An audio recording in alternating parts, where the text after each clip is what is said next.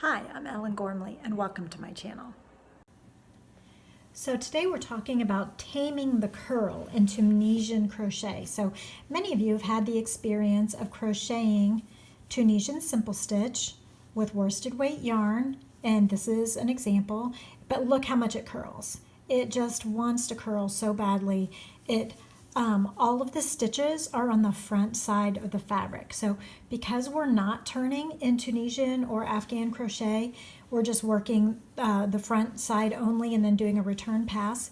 All of the stitches are on the front because we're doing Tunisian simple stitch. So that creates a tension between the front and the back of the fabric, and it wants to curl. It just is a natural fact of the Tunisian simple stitch. And there's a few things, 5 or 6 things that I can think of to help us reduce this tendency to curl. Now this is a beautiful fabric though, and so you might really want to use Tunisian simple stitch all the way through. And so if you're going to use Tunisian simple stitch and you know that that tends to curl, some things that you can do are go up to a larger hook size. So your first tip is to use a much bigger hook than you think you're going to need, because that will reduce the amount of tension on the fabric.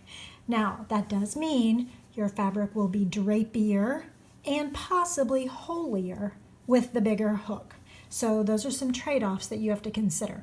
But first, go up a hook size and see if that helps. The next tip is, if you're insisting of using Tunisian simple stitch, is to block it. So to block the stitches in place using steam or like a mild soap and letting it dry, kind of soaking it and then pinning it into place so you can block it and then letting it dry into its flat shape. Another tip is use a different yarn.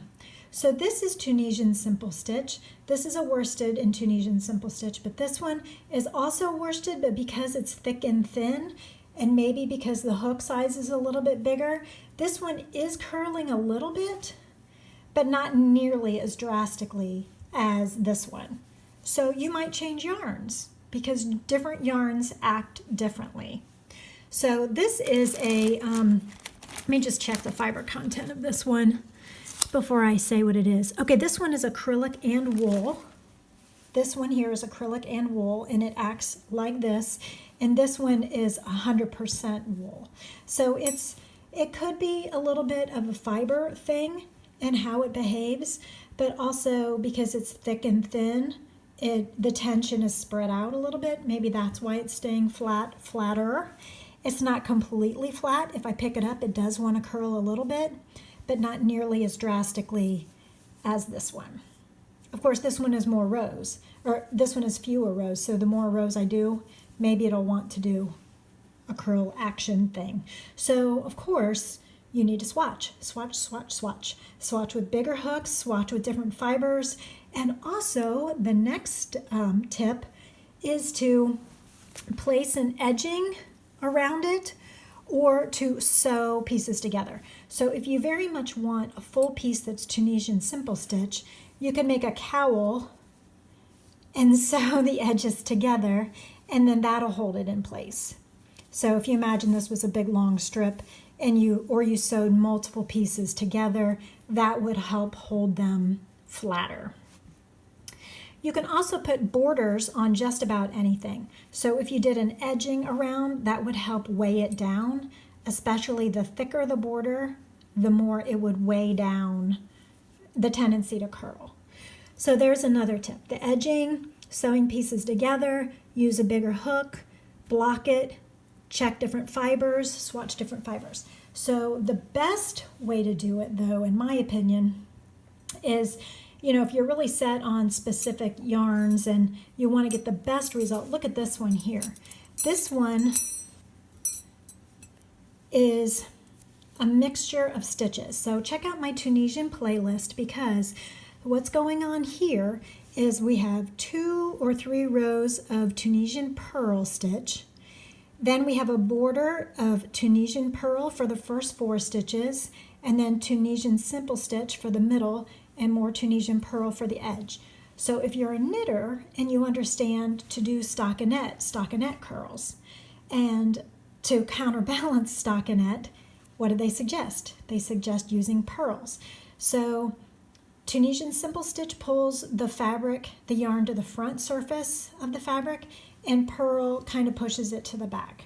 So the back side looks like all purl, but the front, you can see the difference in stitches here. So we have Tunisian Purl, Tunisian simple stitch, Tunisian Purl over here.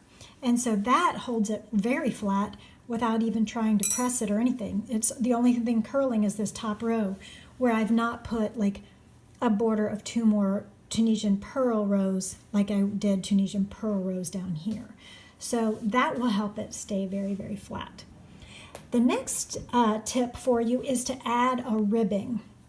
So with any project, you can add a ribbing of like a cuff on a sweater or the stretchy part of a brim of a hat. So you could do like 2 rows Tunisian Purl, 2 rows Tunisian knit, and do that all the way around, or do that for the first inch or 2 at the base of the project to make a ribbing down here, and then work into your pattern stitch the rest of the way. So adding a ribbing is a great tip. Also, the last tip I can think of off the top of my head is to really switch up the stitches completely and go lace. So lace adds plenty of air and plenty of